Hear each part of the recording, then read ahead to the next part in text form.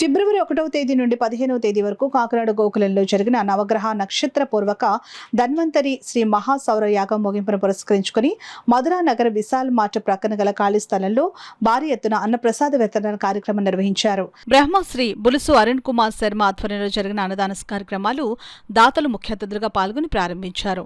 కాకినాడ పరిసర ప్రాంతాల నుండి పెద్ద సంఖ్యలో భక్తులు, స్థానిక మహిళలు, యువకులు తరలివచ్చి స్వామివారి దివ్య ప్రసాదం భక్తి ప్రపత్తులతో స్వీకరించి తరించారు. ఈ సందర్భంగా యాగ నిర్వాహకులు బులుసు అరుణ్ కుమార్ శర్మ మాట్లాడుతూ మహాసౌరయాగం నిర్వహణకు అన్నప్రసాద వితరణను సహకరించిన దాతలకు కృతజ్ఞతలు తెలియజేశారు. కార్యక్రమంలో దాతలు, పౌర యాగ నిర్వాహకులు పాల్గొన్నారు. మాఘమాసంలో ఎవరైతే సూర్యారాధన చేస్తారో వారందరికీ కూడా అనారోగ్యములు తొలగి ఆరోగ్యం కలుగుతుంది. అన్నం పరబ్రహ్మ స్వరూపం.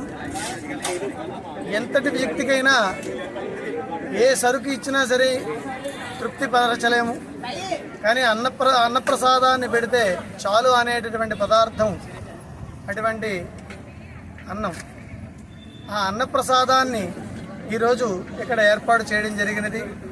ఈ సౌరయాగంలో ముఖ్యదాతలు డాక్టర్ రాళ్లబండి శ్రీనివాసమూర్తి గారి దంపతులు, వారి కుటుంబ సభ్యులు, మరియు లలిత ఇండస్ట్రీస్ శ్రీనివాస్ గారు, విద్యుల్లత గారి దంపతులు, వారణాసి రవిశర్మ గారు, వారి కుటుంబ సభ్యులు, తాడేపల్లి ఆదిత్య శర్మ గారు, అలాగే